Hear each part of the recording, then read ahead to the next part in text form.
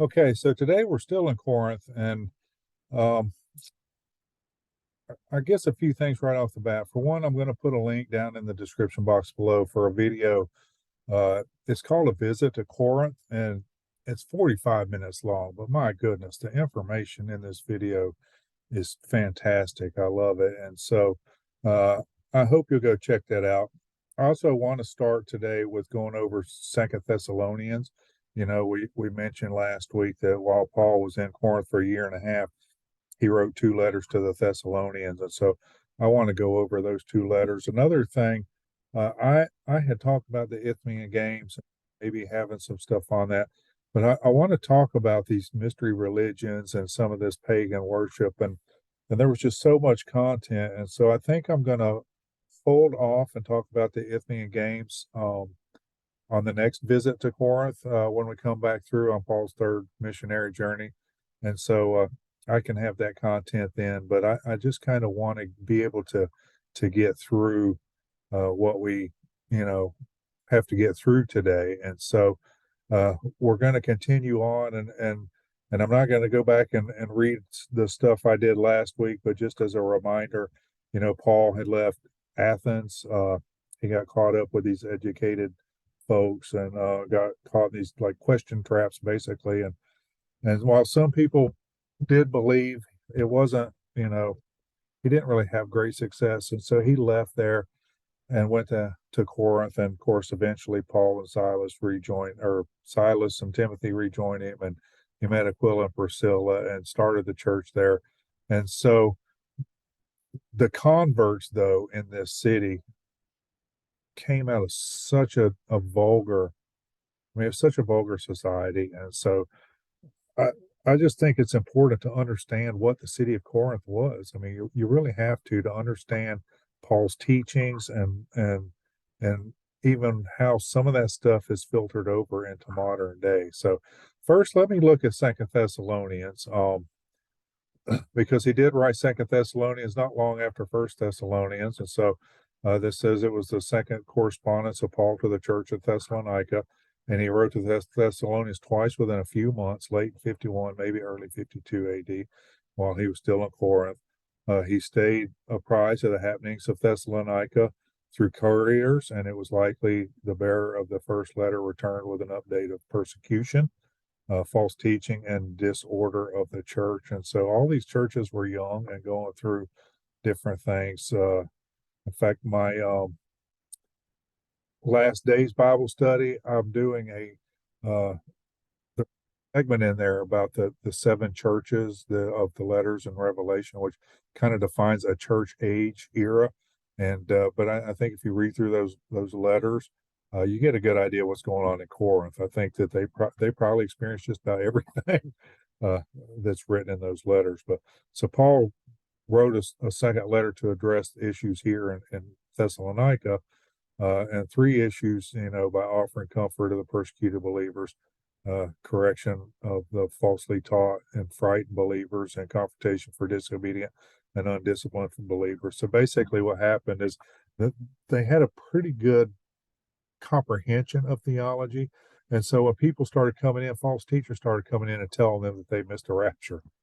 I mean, they believed in the rapture. They knew it was going to happen, and a lot of them had stopped work, was just sitting around waiting for the rapture to happen, and people could start telling them that they missed it, and so they panicked and weren't sure what to do. And so that's one of the reasons. You know, he told them not only did you not miss the rapture, but you also don't need to be sitting around waiting for it. I mean, keep a lookout, sure, but I mean, you got to live your daily life. You still got to work and be productive in society. And so he wrote the coming day of the Lord and how to maintain a healthy church with an effective testimony through obedience and truth. And discipline was a major theme of the letter. And so this is another good one. And this one is actually only 3 chapters long. So I hope you'll go read it. But this has a greeting, comfort of affliction by way of encouragement and exhortation, a correction for prophetic error. He talks about the prophetic crisis, apostolic correction, pastoral comfort, and then concern for the church regarding prayer and undisciplined living. And so that's kind of a look at that. But I wanted to get through that, and we're going to jump right into some of this mystery religion stuff. And so I want to read over. This is Religions of Corinth, and all of the cults and gods of Egypt and Rome and Greece that are in there. And so I'm going to read through this real quick, and then we're going to look at some of them kind of more specifically and in depth. But above the isthmus towered a hill of the Acropolis stood the temple of Aphrodite, and we'll talk more about that. I got a picture of it. It was the goddess of love atop the Acrocorinth in Corinth.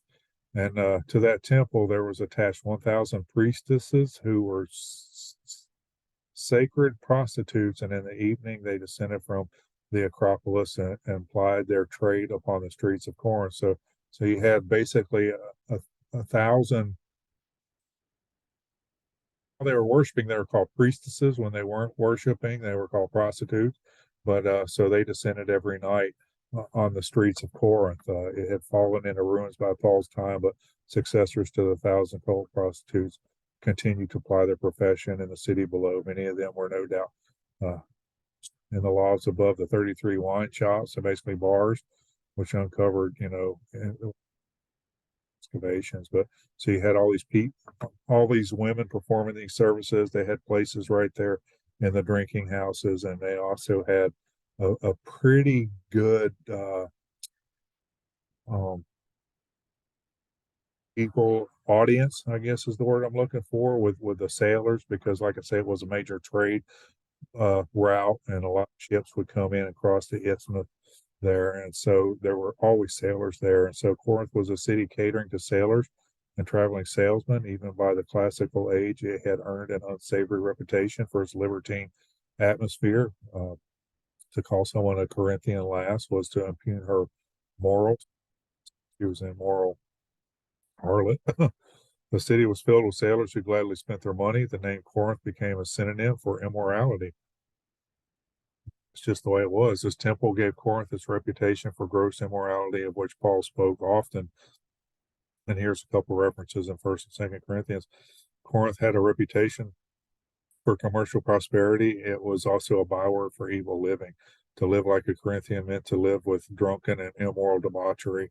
Alien, the Greek writer, uh, tells us that if a Corinthian was shown upon a stage in Greek play, he was shown drunk. That's how they incorporated the Corinthians into their world. Of equal fame in Corinth was the temple of Poseidon, ruler of the sea. And I mean, all of these regions out here worship Poseidon because they were all surrounded by water. But it was Corinthians' commercial life depended on sea, the maker of earthquakes, a frequent danger in that area. Poseidon had a very large temple in a nearby village where the biennial Isthmian Games were held. And I apologize, we can't talk more about the Isthmian Games, but we will do that when we come back in the third journey. Numerous other temples in Corinth include ones to Hermes, Venus, Fortuna, Isis, and one dedicated to all the gods, the Pantheon. On the slopes of the Acrocorinth was the sanctuary of Demeter, which dates back from 6th and 7th century BC. So all this pagan worship goes back a long way. And Corinth has often found in other parts of ancient Greece, there was a shrine dedicated to Asclepius, and we talked about him before, the god of healing. He also had a daughter named Hygienia. The museum at Corinth has hundreds of terracotta ritual offerings presented to Asclepius by pilgrims who sought to cure or who wanted to thank the god for healing they attributed to him. And so basically, like I said before, they would have these things made up. I got some pictures of different parts of the body, and they would leave them as offerings. Among these offerings can be seen limbs, hands, feet, heads, genitals. In the time-honored tradition, petitioners of Asclepius had dedicated replicas of the particular parts of the body in which they were afflicted. These clay copies of human parts, which were hung around the temple by worshippers, might have given a special power to Paul's image of the church as the body. If you look through Paul's ministries, everywhere he went, he used what was going on locally to help witness to people. The temple of Apollo stood on the hill overlooking the Roman city as main forum and served as a reminder of Corinth's ancient splendor. It was 700 years old by Paul's time, and so uh, it was this the temple of Apollo. At one time, a bronze statue of Apollo stood in the temple. There were several other sanctuaries of Apollo in the city. There was also a large stone in the center of the city that served as a temple to Artemis, the Greek goddess of the hunt. People praised the goddess by having sex with cult priests on that rock. So just out publicly and open right in the middle of the city. So you had this going on in the city. You had all these prostitutes that were around at night. You had all this healing stuff going on. And so, I mean, you kind of get a picture of some of these mystery cults. I want to talk a little about uh, this Mithriac mystery had no public ceremonies. It was comprised entirely of men. Most of the rituals were associated with feasting, probably one of the more moderate ones. I think there's probably some of these lodges and things today where they get together and basically just fellowship and eat. Kind of similar to that, you have the Aleutian mystery, which had agricultural worship at its center and included both men and women. Participants would gather for a procession, a sacrifice, and an all-night feast and dancing aided by drugs and alcohol. And you're going to see this consistent theme of music, banging drums, clanging, clashing cymbals, drugs and alcohol, uh, feasting, orgies. I mean, all of it. And that's one of my problems with what's going on in modern day churches. I mean, I can picture a lot of this stuff going on. I mean, they got the music, the banging drums and the clashing cymbals, and people are swaying back and forth almost in a hypnotic state. And I mean, they just become overtaken with spirits, and they don't know if it's godly spirits or not. So that's one of the reasons I think it's good to understand the past. Uh, the Dionysian mystery comprised primarily of women, slaves, and foreigners. So it's basically in that time they were considered outcasts. I mean, women had very little rights, slaves had no rights, foreigners were foreigners. So having a mystery religion that accepted all of them, it was very uh, well these people. I mean, they loved it. They clung to it. It was very excessive in its religious practice, including uncontrollable ecstasy, eating of raw flesh, and orgies. Dionysus was the god of wine, became one of the most popular gods of the Greek pantheon. Of course, they all love to drink and get drunk. Is that any different than modern day? Tied with him, and the Delphic oracle commanded the Corinthian women to worship a particular pine tree, out of which two images of the gods were made. Traditional practices included, and this is where, as I read through this, if you've been to a modern day church, I just want you to kind of consider, you know, how close that looks to this. So basically, they follow these torches, a torch lit procession into the mountains. They dipped and swayed in the darkness. They climbed mountain paths with their head thrown back, their eyes glazed, dancing to the beat of the drum with their blood stirred in the state of ecstasis or enthusiasm. No, I can't say that. They abandoned themselves, dancing wildly and calling Evola. Intense rapture, they become identified with the God itself. They became filled with his spirit and acquired divine power, which included communication with the gods. So basically, they would get to this state of ecstasis, which is ecstasy. So basically, they were allowing their body to be overtaken by this feeling of euphoria. You want to look at like yoga practices, the chakras. I mean, a lot of that stuff was going on where they would open up their third eye or whatever, and they would start communicating in a lot of babble as they talk to these spirits. Orpheus, the mystery, had an early influence on Greek people, possibly a revised version of the cult of Dionysus, and so similar to that. The cult of Apollo was comprised mostly of women, but there were some men among his followers and leaders alike. The work of Apollo maintained several temples in Corinth. The ecstatic tongue speaking, known as glossolalia by the oracle, and the subsequent interpretation by the priest at Delphi are widely known. The cult of Apollo was widespread in Achaia, but especially around the temple of Delphi across nude dancing in a frenzy state and ecstasy based utterances. And so, one of my problems with modern day tongues is it's babble. And that was not the true gift in the New Testament, it was always understood as another known language. It was unknown to the speaker, but it was known to the hearer. And that's just not, I mean, this practice of Babel came from these mystery religions. And so that's why I'm so against this kind of stuff in the church. I think it's all none is God at its center. The worship of civil Attis was accepted by both male and female Greeks. The rites of this cult were extreme in nature. Priests who were stirred by clashing cymbals, loud drums, and screeching flutes would dance in a frenzy of excitement, gashing their bodies. Even new devotees would emasculate themselves in worship of the goddess. The three sources, the most probable as candidates for the ecstatic phenomenon seen in Corinth, the civil Attis cult, the Dionysian cult, and the religion of Apollo. The slave girl that Paul encountered in Philippi on the way to Corinth had a spirit of Python or one inspired by Apollo. So if you remember, you want to go back and look at, came across that girl that was possessed and they cast her out. Of course, the people were, made charges against him, and that was just more problems. But with the ecstatism of Dionysianism and the emphasis on tongue speaking and oracles in the religion of Apollo, it's not surprising that some of the Corinthians carry these pagan ideas into the church at Corinth, especially the practice of glossolalia, for which both these religions are known. Though the Dionysian cult did not include interpretation of the glossolalia, the cult of Apollo did. Greece had a long experience of the utterances of Pythion, prophetess at Delphi, and the euthycations of Voltaire's of Dionysus.